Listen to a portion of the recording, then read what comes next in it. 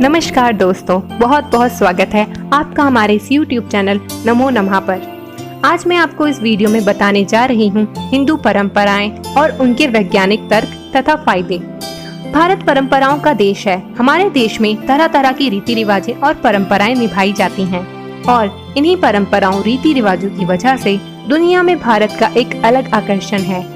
ये परंपराएं बहुत पुराने समय से चली आ रही हैं और ज्यादातर हिंदू धर्म से जुड़ी दिखाई देती हैं। कुछ लोग इन्हें अंधविश्वास मानते हैं, जबकि आज भी बहुत से लोग इन परंपराओं को ऐसे ही निभाते आ रहे हैं। अगर आप इन परंपराओं को गहराई से देखें और विज्ञान की दृष्टि से देखें तो आप पाएंगे हमारे ऋषि मुनि और पूर्वजों ने गहन अध्ययन करके मनुष्य के लाभ के लिए इन्हें शुरू किया था। ये हमारे स्वास्थ्य संबंधित बहुत सी बीमारियां और समस्याओं से बचाती हैं और इन्हें वैज्ञानिक भी प्रमाणित कर चुके हैं। आज मैं आपको इस वीडियो में कुछ ऐसी ही परंपराओं के बारे में बताने जा रही हूँ जिनका अपना एक वैज्ञानिक आधार भी है तथा फायदे भी हैं। जमीन पर बैठकर भोजन करना। पुराने समय में आज की तरह डाइनिंग टेबल नहीं थी, इसीलिए लोग जमीन पर आसन बिछाकर उस पर बैठकर भोजन करते थे। आज के समय में जमीन पर बैठकर भोजन करने की परंपरा लगभग खत्म सी हो गई है, लेकिन जमीन पर बैठकर भोजन करना सेहत के लिए बहुत ही लाभदायक है, जिसका एक वैज्ञानिक कारण भी है। वैज्ञानिक तर्क। पालती लगाकर बैठना एक योग आसन है जिसे सुखासन कहते हैं। इस तरह बैठकर भोजन करने से एक तरह का योगा होता है तथा पाचन क्रिया अच्छी रहती है और मोटापा, अपच, कब्ज, एसिडिटी आदि पेट की बीमारियां नहीं होती। भोजन की शुरुआत में तीखा खाना तथा अंत में मीठा खाना। भारतीय परंपराओं के अनुसार धार्मिक अवसरों या शुभ अवसरों पर शुरुआत में तीखा खाना खाया जाता है तथा बाद में मीठा खाया जाता है। आज भी ज्यादातर लोग अपनी दैनिक दिनचर्या में खाने के बाद मीठा खाते हैं। एक ऐसी कहावत भी है कि खाने के बाद कुछ मीठा हो जाए। वैज्ञानिक तर्क। विज्ञान और आयुर्वेद के अनुसार शुरुआत में तीखा भोजन करने के बाद पेट में पाचन तत्व तथा अम्ल सक्रिय हो जाते हैं, जिससे पाचन तंत्र तेज हो जाता है तथा खाने के बाद मीठा खाने से अम्ल की तीव्रता कम हो जाती है, जिससे पेट में जलन या एसिडिटी नहीं होती। माथे पर तिलक लगाना।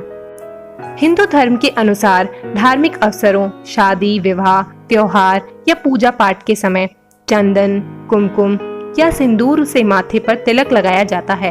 हिंदू परंपरा के अनुसार माथे पर तिलक लगाना बहुत ही शुभ माना जाता है। वैज्ञानिक तर्क। मानव शरीर के दोनों आँखों के बीच में एक चक्र होता है। इसी चक्र पर तिलक लगाया जाता है। इस चक्र पर एक नस होती है जिससे पूरे चेहरे पर रक्त का संचार होता है। जब माथे पर तिलक लगाया जाता है तो उस चक्र पर उंगली या अंगूठे से दबाव बनता है, जिससे वह नस ज्यादा सक्रिय हो जाती है और पूरे चेहरे की मांसपेशियों में बेहतर तरीके से रक्त का संचार करती है, जिससे ऊर्जा का संचार होता है और एकाग्रता बढ़ती है तथा चेहरे पर भी रौनक आ जाती है। व्रत रखना, उपवास रखना। हिंदू धर्म में व्रत रखने का बहुत महत्व है। लोग, खास तौर पर महिलाएं, अपनी अपनी श्रद्धा और आस्था के अनुसार अलग अलग देवी देवताओं को मानते हैं और उनकी पूजा करते हैं और फिर सप्ताह में एक दिन या खास मौकों या त्योहारों पर अपने देवी देवताओं के लिए व्रत रखते हैं, जिसमें वे पूरा दिन बगैर अन्न खाए सिर्फ फल खाकर ही रहते हैं। धर्म और मान्यता के अनुसार व्रत रखने से देवी देवता प्रसन्न होते हैं तथा कष्टों को और परेशानियों को दूर करते हैं और मनोकामनाओं को भी पूर्ण करते हैं। वैज्ञानिक तर्क। धर्म और मान्यता के साथ साथ सप्ताह में एक बार व्रत रखना वैज्ञानिक दृष्टि से भी फायदेमंद है। आयुर्वेद के अनुसार व्रत रखने से और दिन भर सिर्फ फल खाने से पाचन क्रिया को आराम मिलता है, जिससे पाचन तंत्र यानी कि डाइजेस्टिव सिस्टम ठीक रहता है और शरीर में हानिकारक तत्व बाहर निकल जाते हैं, जिससे शरीर तथा स्वास्थ्य ठीक रहते हैं। एक स्रोत के अनुसार सप्ताह में एक दिन व्रत रखने से कैंसर, मधुमेह तथा हृदय संबंधित बीमारियों का खतरा कम हो जाता है। पैर छूना, चरण स्पर्श करना। हम अपने बड़े बुजुर्गों का सम्मान और उनका आदर करने के लिए उनके पैर छूते हैं। पैर छूना या चरण स्पर्श करना भारतीय संस्कारों का एक हिस्सा है जो सदियों से चला आ रहा है। यही संस्कार बच्चों को भी सिखाए जाते हैं ताकि वे अपने बड़ों का आदर करें और सम्मान करें। वैज्ञानिक तर्क। प्रत्येक मनुष्य के शरीर में मस्तिष्क से लेकर पैरों तक लगातार ऊर्जा का संचार होता है जिसे कॉस्मिक ऊर्जा कहते हैं। जब हम किसी के पैर छूते हैं तब उस व्यक्ति के पैरों से होती हुई ऊर्जा हमारे शरीर में तथा हमारे हाथों से होती हुई उसके शरीर में पहुंचती है, और जब वह व्यक्ति आशीर्वाद देते समय हमारे सिर पर हाथ रखता है तब वह ऊर्जा दोबारा उसके हाथों से होते हुए उसी के शरीर में आ जाती है। इस तरह पैर छूने से हमें दूसरे व्यक्ति की ऊर्जा मिलती है जिससे नकारात्मक ऊर्जा नष्ट हो जाती है और हमारे अंदर सकारात्मक ऊर्जा का संचार होता है तथा मन भी शांत हो जाता है। हाथ जोड़कर नमस्ते करना या हाथ जोड़ना। हिंदू परंपरा तथा भारतीय संस्कृति के अनुसार किसी से मिलते समय या अभिवादन करते समय हाथ जोड़कर प्रणाम किया जाता है या पूजा पाठ के समय हाथ जोड़े जाते हैं। दरअसल हाथ जोड़ना सम्मान का प्रतीक है। वैज्ञानिक तर्क। हाथ जोड़ने पर हाथ की सभी अंगुलियों के सर एक दूसरे से मिलते हैं जिससे उन पर दबाव पड़ता है। यह दबाव एक्यूप्रेशर का काम करता है। एक्यूप्रेशर चिकित्सा के अनुसार इसका सीधा असर हमारी आंखों, कानों तथा दिमाग पर पड़ता है जिससे सामने वाला व्यक्ति हमें लंबे समय तक याद रहता है। इसका दूसरा तर्क यह भी है कि अगर आप हाथ मिलाने की बजाय हाथ जोड़कर अभिवादन करें तो सामने वाले के शरीर से बीमारियां फैलने वाले वायरस तथा बैक्टीरिया आदि हम तक नहीं पहुंच पाते और हम बीमारियों से बचे रहते हैं। दक्षिण या पूर्व दिशा में सिर करके सोना। धर्मशास्त्रों के अनुसार सोते समय आपका सर दक्षिण या पूर्व दिशा में होना चाहिए तथा आपके पैर उत्तर या पश्चिम दिशा की ओर होने चाहिए। मान्यता के अनुसार ऐसा न करने पर बुरे सपने आते हैं और ये अशुभ होता है। और इसका एक दूसरा कारण भी है।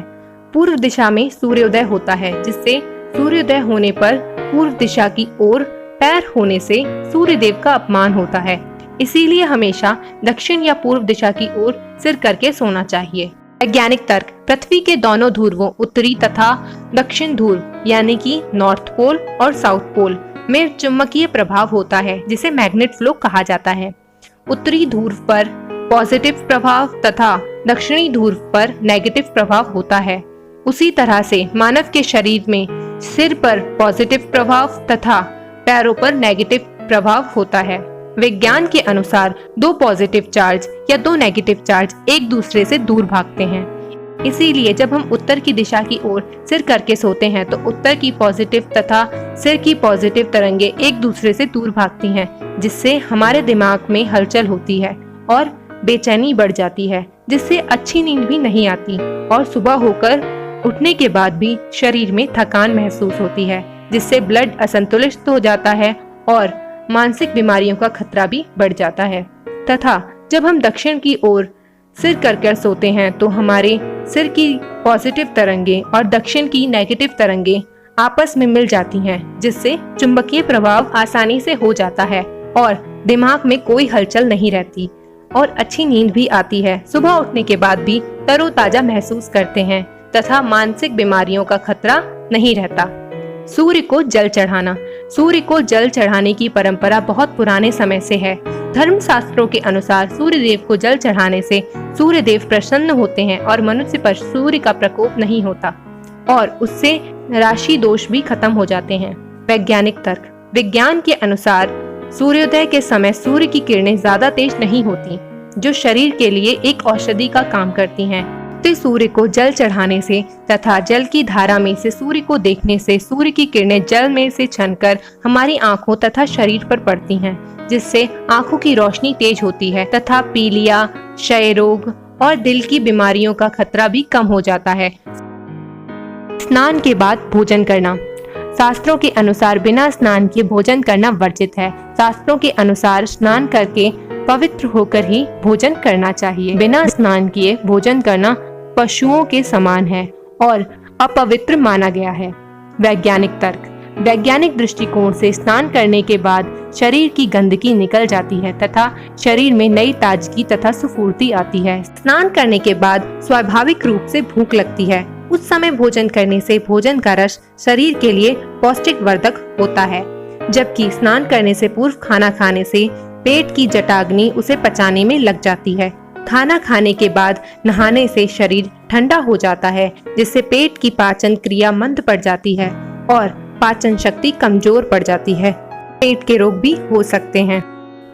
धार्मिक कार्यों, शुभ अवसरों पर पूजा पाठ में हाथ पर कलावा बांधना। हिंदू धर्म में प्रत्येक धार्मिक कार्य, शुभ अवसरों या पूजा पाठ पर दाहिने हाथ में कलावा या मूली धागा बांधा जाता है। वैज्ञानिक तर्क। विज्ञान के अनुसार दाहिने हाथ की कलाई में ऐसी नसें होती हैं जो दिमाग तक जाती हैं। उस जगह कलावा बांधने से उन नसों पर दबाव पड़ता है, जिससे दिमाग तक रक्त का संचार सुचारू रूप से हो जाता है, जिससे दिमाग शांत हो जाता है। कलावा वात, कफ तथा पित्त जैसे रोग दोष का खतरा भी कम कर देते हैं। तुलसी के पौधे की पूजा करना। आज भी ज्यादातर घरों में तुलसी के पौधों की पूजा की जाती है। हिंदू धर्म के अनुसार तुलसी की पूजा करने से घर में सुख समृद्धि तथा खुशहाली आती है। वैज्ञानिक तर्क। विज्ञान के अनुसार तुलसी वातावरण को शुद्ध करती है, जिससे घर में तुलसी का पौधा होने पर घर का वातावरण शुद्ध हो जाता है। तुलसी मच्छरों तथा कीटाणुओं को भी दूर भगाती है, जिससे वायु भी शुद्ध हो जाती है। इसके अलावा तुलसी में रोग प्रतिरोधी गुण होता है। इनकी पत्तियों का नियमित रूप से सेवन करने से शरीर का इम्यून सिस्टम मजबूत हो जाता है। पीपल के पेड़ की पूजा करना। धार्मिक मान्यता के अनुसार रोजाना पीपल की पूजा करने से घर में सुख समृद्धि बढ़ती है तथा लक्ष्मी जी की कृपा बनी रहती है। शास्त्रों के अनुसार पीपल पर साक्षात ब्रह्मा, विष्णु और महेश का निवास होता है। इस पर लक्ष्मी तथा पितरों का वास भी होता है, इसीलिए पीपल का वृक्ष पूजनीय है। वैज्ञानिक तर्क। वैज्ञानिक दृष्टिकोण से पीपल 24 घंटे ऑक्सीजन छोड़ता है। पीपल का वृक्ष गर्मियों में शीतलता यानी कि ठंडक तथा सर्दियों में ऊष्मता यानी कि गर्मी प्रदान करता है।